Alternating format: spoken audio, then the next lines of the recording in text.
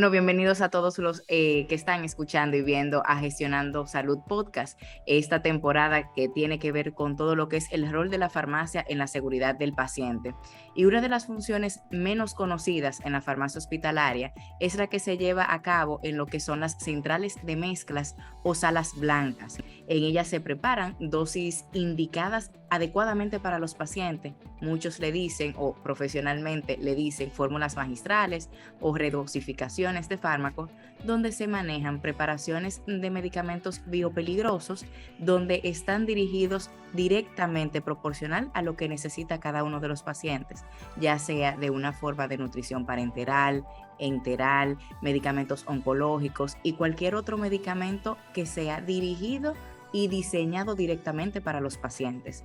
Se puede indicar que es una de las áreas de ejecución de farmacia o de farmacéuticos con un nivel de especialización muy puntual y con un nivel de profesionalización también muy puntual y que va muy de la mano con lo que requieren los pacientes de una manera personalizada.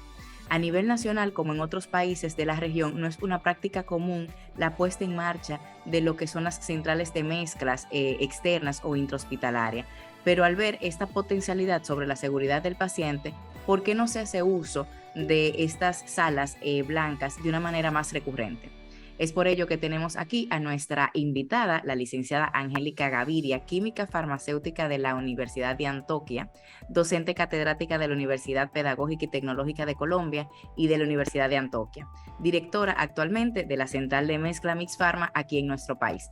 Bienvenida, Angélica, y gracias por sacar tu chancecito para darnos luz con relación a lo que es el rol de la farmacia en un mundo que no es conocido por muchos, por decirlo de cierta forma. Muchas gracias a ti, Dileni, por la invitación, y yo encantada de compartir, digamos, un poco de mi experiencia y el conocimiento que he adquirido en este tiempo en la vida profesional. Bueno, perfecto. Vamos a comenzar por desconfigurar un poquito qué es una central de mezcla y qué se hace ahí. ¿Cuál es el impacto que tiene una central de mezcla, una sala blanca para el mundo farmacéutico dentro de un hospital o para el paciente directamente? Bueno, mira, una central de mezclas es un establecimiento farmacéutico donde, como su nombre lo indica, debe estar dirigida y operada por personal farmacéutico entrenado. El estándar uno de los que más se manejan en referente a centrales de mezclas es la farmacopea de los Estados Unidos. La farmacopea de los Estados Unidos tiene un capítulo exclusivo para todo lo relacionado con lo que se hace dentro de una central de mezclas, que es lo que nosotros llamamos preparaciones magistrales estériles. En una central de mezclas se pueden hacer dos tipos de preparaciones, magistrales estériles y magistrales no estériles. Entonces, en ese sentido, la central de mezclas es ese espacio donde se adecúan esas dosis de medicamentos a lo requerido por el médico para un paciente en específico, cumpliendo con condiciones técnicas y específicas de acuerdo a la calidad y a la manipulación que se hace a cada producto. Cuando me hablas de hacer esas fórmulas magistrales, básicamente el médico te indica qué tipo de medicamento quiere para el paciente y ustedes hacen la elaboración del mismo. O sea, es un rol es como ustedes son el cocinero de ese medicamento. Exacto, algo así. Mira, hay una diferencia grande en, por ejemplo, lo que hace un laboratorio farmacéutico y lo que hace una central de mezclas. Un laboratorio farmacéutico hace fabricación de medicamentos en lote y una central de mezclas se dedica a la elaboración. La elaboración es un concepto, digamos, más al detalle, donde nosotros no hacemos medicamentos en lote, sino que hacemos una preparación para un paciente específico, siguiendo, como tú indicas, las indicaciones del médico. Él nos indica qué medicamento quiere y qué dosis de acuerdo a las necesidades de ese paciente. Entonces el farmacéutico procede a hacer una interpretación de esa orden médica, validar la seguridad de la mezcla y si es posible lo que el médico solicita en esa dosis, si no hay ninguna alerta de seguridad o estabilidad, se procede a la elaboración de ese medicamento. En sentido generalizado, ¿por qué entonces no se utilizan más estas centrales de mezcla? ¿O viene solamente para un medicamento o un tratamiento en específico con relación a esos medicamentos? No, no, mira, depende, digamos, en el ámbito en el que tú te encuentres. Por ejemplo, aquí en Colombia, las centrales de mezclas es algo ya, digamos, está por norma. Por ejemplo, un centro hospitalario o una clínica público-privada independiente que ofrezca servicios especializados como, por ejemplo, oncología por norma, ese centro tiene que tener su central de mezclas propia o contratar con uno para poder Vale. brindar ese servicio. O sea, para ese centro decir yo estoy habilitado para este servicio, los entes tienen que constatar que tienen una certificación de central de mezclas, contratado con una central de mezclas o su propia central de mezclas. Ya si tú te vas a otros ámbitos, a otros ambientes, por ejemplo en República Dominicana, aún hay un vacío normativo muy grande donde no regula este tipo de establecimientos. Entonces, no está relacionado con un medicamento, sino que está relacionado con la seguridad del paciente. Correcto. Porque los medicamentos al manipularse en un ambiente no controlado, por ejemplo, en los puestos de enfermería, donde el aire que circula es un aire normal, no es un aire que pase por un filtro EPA. La manipulación del medicamento no es la misma que se hace en una central de mezclas bajo una cabina de flujo laminar, entonces aumenta potencialmente la probabilidad de contaminación de ese medicamento y por ende la probabilidad que tiene de afectar la seguridad del paciente en su estancia hospitalaria.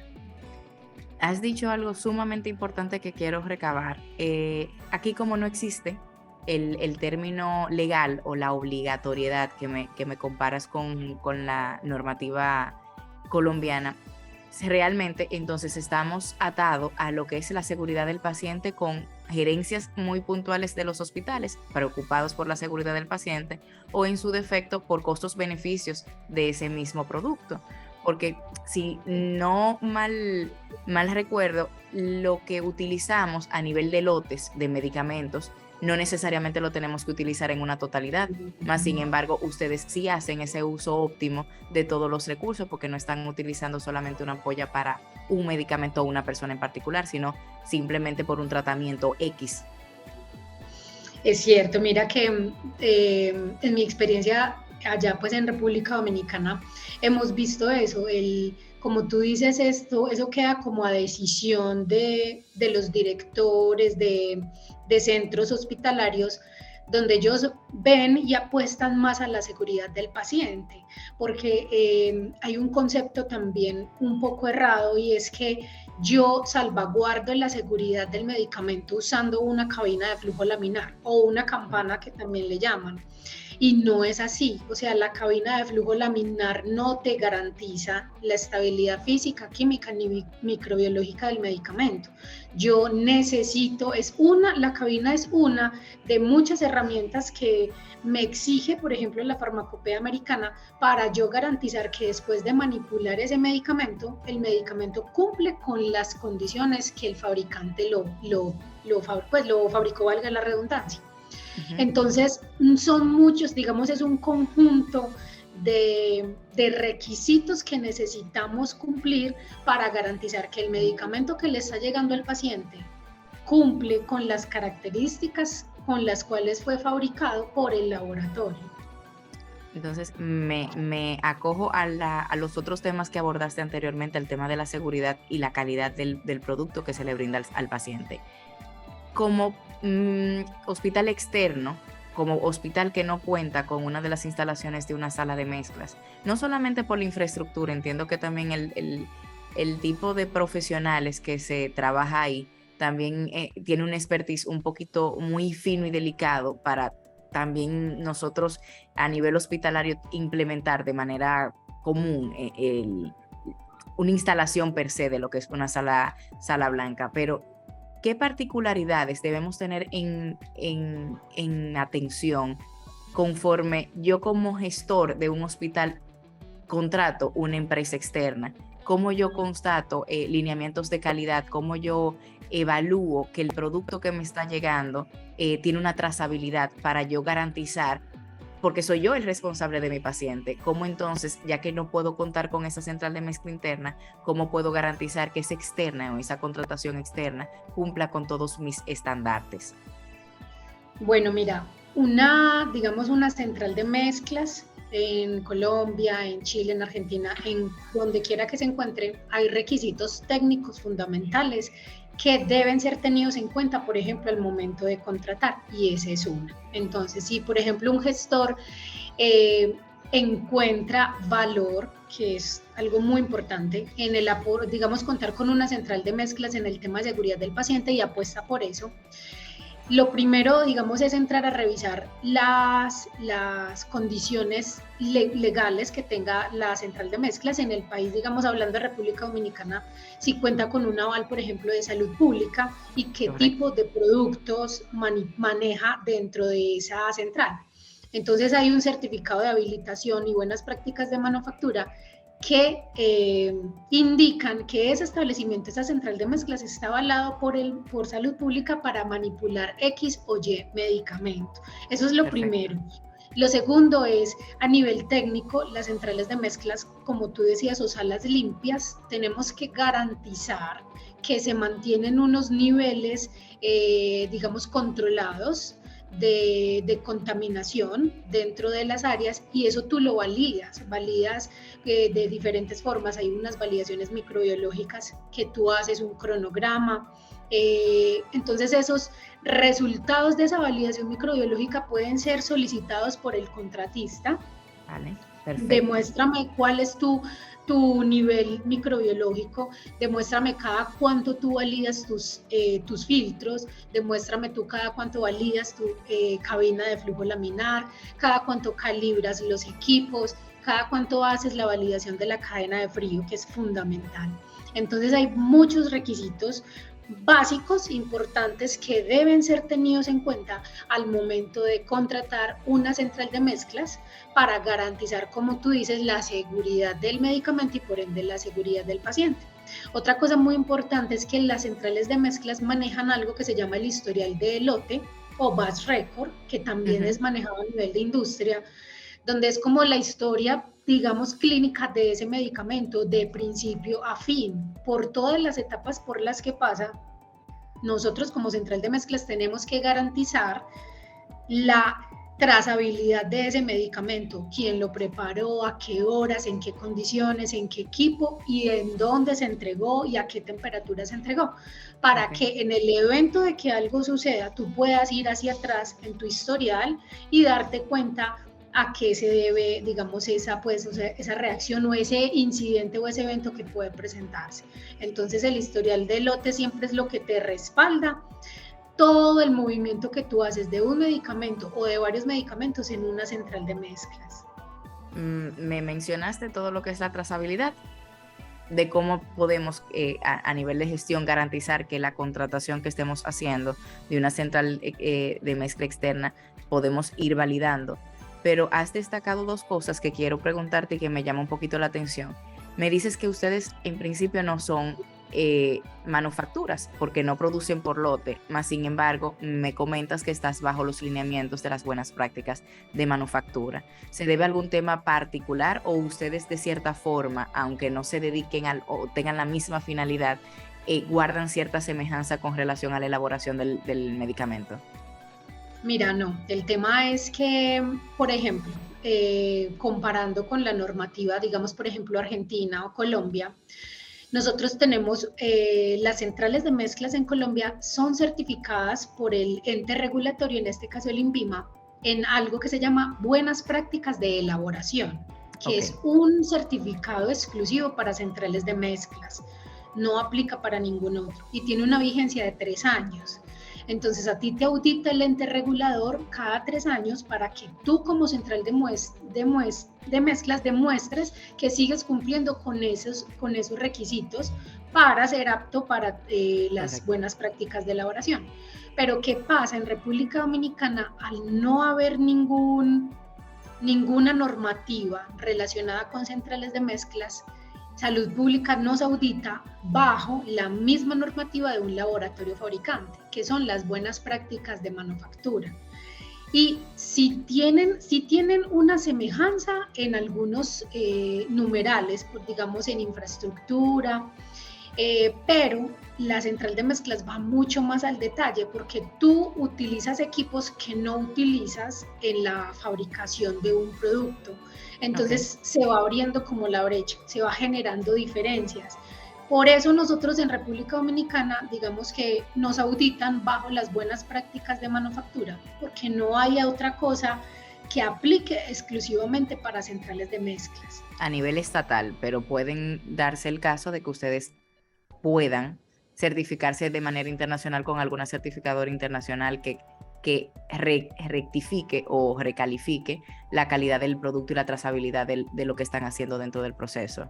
Sí, ya a tu nivel internacional, por ejemplo, aquí tú solicitas con el ente regulador que es el INVIMA, que te quiere certificar internacionalmente en buenas prácticas de elaboración, y ya eso te va a dar a ti pues el aval de la calidad de otro ente regulador de otro país. Sin embargo, en el territorio sigues sin tener cómo demostrar en el campo específico que cumples con eso, aunque nos auditen bajo BPM. ¿Sí me entiendes? Vale. Ahí Sí. nosotros nos acogemos a lo que hay en este momento, aunque se quede un poco cojo. Bueno, básicamente en ese sentido yo siento que todavía estamos muy retrasados porque no ha habido un boom con el tema de las centrales de mezclas. Primero por las complejidades de fabricación que tienen, o sea, el establecimiento de una sala blanca tiene unas particularidades muy puntuales y como bien dices, tiene una serie de requisitos y seguimientos que hay que hacerlo, tanto al filtro, a la infraestructura, seguimiento de trazabilidad, que realmente al no estar tan popularizado el tema de las centrales de mezcla, tal vez el Estado no ha entendido necesario una regulación muy dirigida a lo que son las centrales de mezclas. Actualmente, si no mal recuerdo, tenemos apenas 3 en el país y se produce lo mismo, o sea, es ahora que los hospitales están poco a poco conociendo de los beneficios y preocupándose en ese sentido por la seguridad del paciente para el tema de los medicamentos. ¿Qué otras ventajas tiene tener productos que nacen en una central de mezcla?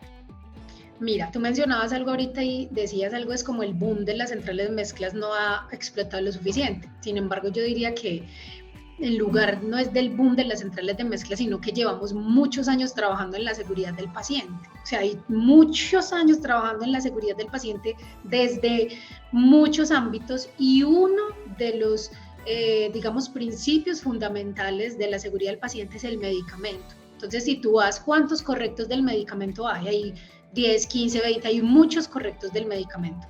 ¿Tú qué haces trabajando en seguridad del paciente cuando no garantizas un adecuado manejo del medicamento? O sea, y tú me dices, no, lo que pasa es que las enfermeras son muy buenas, tenemos unas áreas de enfermería controladas. Igual tú estás exponiendo un producto que es estéril en un ambiente que no lo es. Entonces, por ahí se nos va todo el trabajo de seguridad del paciente. Entonces, ahí yo digo, es algo que no concuerda una cosa con la otra, porque el numeral en toda certificación internacional, uno de los estándares fundamentales es medicamentos. Y tú, Correcto. mínimo para garantizar, o sea, un buen manejo de medicamentos, necesitas una central de mezclas. Entonces, yo digo que también hay mucho desconocimiento en el tema de beneficio y, digamos, costo-beneficio, porque tú ahorita actualmente en tema de seguridad del paciente asumes costos de infecciones intrahospitalarias, de prolongación de las estancias hospitalarias. Esos costos son muy altos, que son seguramente más altos que lo que cuesta invertir o en una central de mezclas o contratar con una. El Correcto. tema de los desechos hospitalarios, o sea, hay muchos costos asociados a no tener una central de mezclas que impactan durísimo cuando tú lo comparas con recibir un medicamento elaborado en una central de mezclas, donde te estás ahorrando un montón de riesgos y de costos directos. Entonces, ventajas, por ejemplo, la más importante, seguridad del paciente, porque recibe un medicamento sellado, ya listo para administrar. donde enfermería no tiene que hacer ninguna manipulación adicional, simplemente administrar a su paciente y listo. Ese 1. 2, disminución del tiempo de enfermería, porque enfermera no está para la manipulación ni la preparación del medicamento. Si tú multiplicas... Ahí sí te quiero comentar algo, porque sí es verdad que, y lo puedes ver aquí en el país, que nuestros roles de farmacéuticos no son tan proactivos como lo que estamos viendo en esta temporada de este podcast. Siempre vemos el farmacéutico como un dispensador de medicamentos que no se pone de tú a tú ni con enfermería ni con la parte médica. Entonces ahí ese segundo punto yo creo que es un punto a destacar y a enfocar y ver cómo le podemos sacar más partido a ese rol activo de parte del farmacéutico. Total, porque es que el farmacéutico es, digamos, el profesional involucrado directamente con la farmacoterapia del paciente.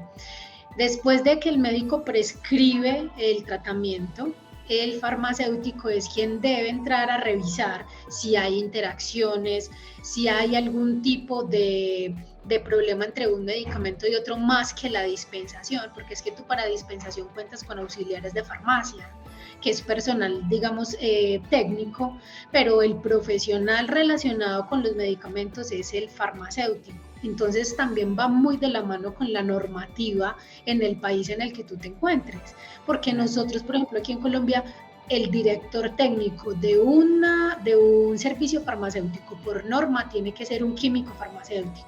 No puede ser un profesional diferente, ni un administrador, ni un contable, debe ser un profesional farmacéutico.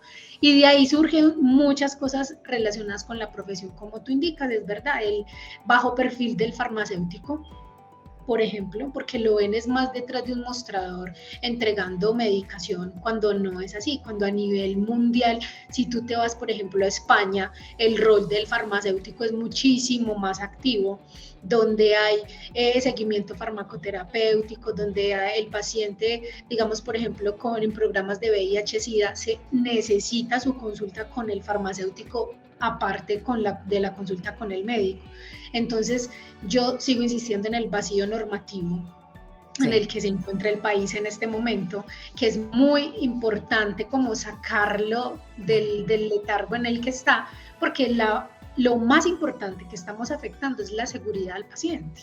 Sí, claro. Y si tú te vas, por ejemplo, al tema de los oncológicos, que son medicamentos alto costo, medicamentos de manipulación peligrosa, estás afectando una población muy grande de alto costo. Entonces ahí es donde yo no entiendo qué beneficios trae más que manejar una central de mezclas con un medicamento oncológico.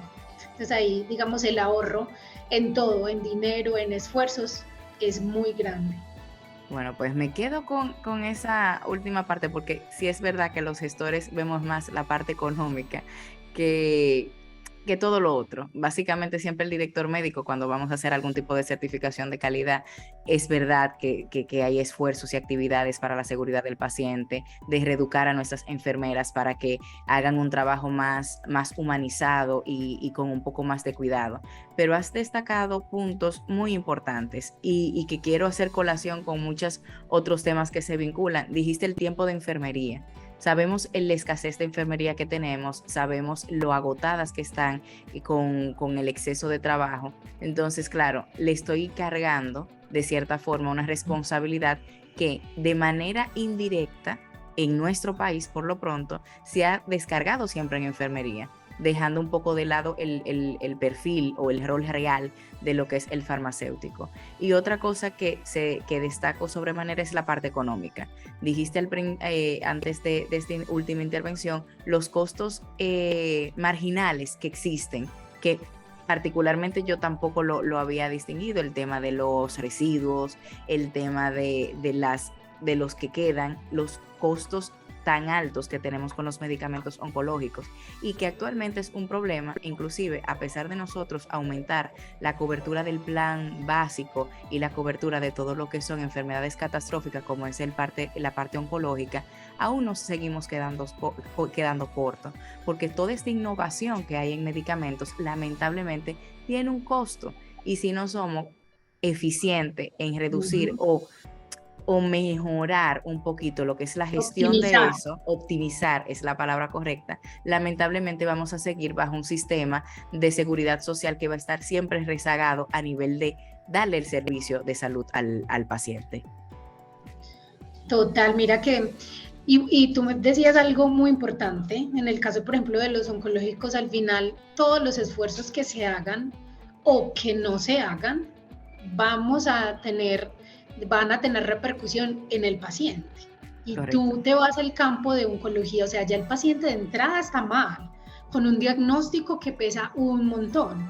Entonces, muchos o pocos esfuerzos que no se hagan o que se hagan mal dirigidos van a afectar es el paciente, sencillamente. O sea, el paciente ya de entrada está mal y nosotros le estamos cargando más problemas a ese diagnóstico. ¿Por qué? Porque en el caso, tú decías algo, optimizar, claro que sí, el medicamento oncológico es un medicamento costosísimo, que si tú no lo optimizas, entonces vas a aumentar el costo, porque de lo que medican a un paciente, si el paciente no tiene la dosis completa o le sobra, digamos, algo un poquito de la dosis que le formula, esa dosis se pierde necesariamente, porque tú no tienes cómo garantizar que vas a guardar la estabilidad física, química y microbiológica de ese medicamento. Entonces muchos me van a decir, Angélica, pero es que nosotros en el centro tenemos una campana, una cabina de flujo laminar. Muy bien, sí, pero ¿bajo qué condiciones usted opera esa cabina de flujo laminar?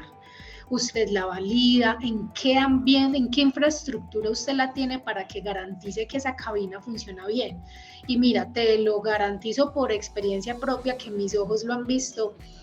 Nosotros en el país no tenemos las condiciones para garantizar la atención oncológica de forma segura. Entonces estamos aumentando costos y aumentando riesgos, porque mira, dime tú, en los centros donde no tienen un farmacéutico, sino que tienen una enfermera debajo de una cabina de flujo laminar preparando un medicamento oncológico, ¿cuáles son los riesgos laborales a los que estamos sometiendo a esas enfermeras? Correcto. ¿O qué controles médicos tú le haces a esa enfermera para demostrar que ella no está recibiendo o percibiendo algún daño, exacto, por el medicamento oncológico? Entonces, esos son responsabilidades legales y riesgos que no se están teniendo en cuenta. Has tocado una tecla muy delicada, porque si bien es cierto que se trata de regularizar todo, lamentablemente siempre el ministerio se queda corto ante las auditorías que pueden hacer a los centros hospitalarios, o en su defecto hay riesgos tan tangibles y tan latentes que de por sí podríamos minorizarlo o simplemente ver la otra cara de la moneda. Y yo creo que lo de la externalización, en caso de no tener un in situ, es una opción viable y que vuelvo, insisto, ya en el país no es un monopolio, hay opciones. Entonces yo creo que hay que analizar y ver esos gastos misceláneos que están por ahí y que van a beneficiar meramente a lo que es la seguridad del paciente. Para concluir, Angélica, ¿con qué quieres que se quede los espectadores de Gestionando Salud? ¿Cuál es tu conclusión final con relación a lo que es la central de mezcla, los beneficios que tiene y a lo que nos queda a nosotros por país o toda Latinoamérica? Porque entiendo que a pesar de que hay unos países que están mejores regulados que otros, todavía sigue una carencia de lo que es preservar lo de la seguridad del paciente. ¿Con qué quieres que nos quedemos como mensaje final de tu parte? Mira, yo creo que hay varios puntos, y el primero y más importante es que sobre la seguridad del paciente. Tú no puedes trabajar seguridad del paciente si no garantizas la seguridad en el medicamento, porque es un estándar transversal. Los medicamentos, el estándar de medicamentos es transversal en cualquier habilitación, en cualquier certificación.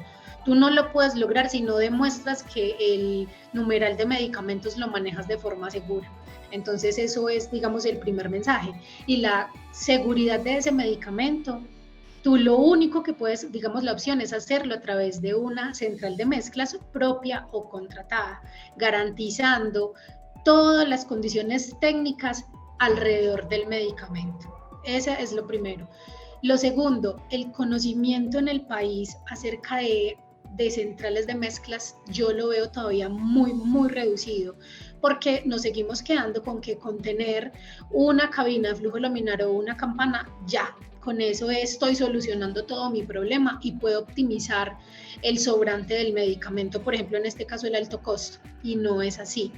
Los medicamentos tienen 3 tipos de estabilidad de los que yo ya he hablado: física, química y microbiológica.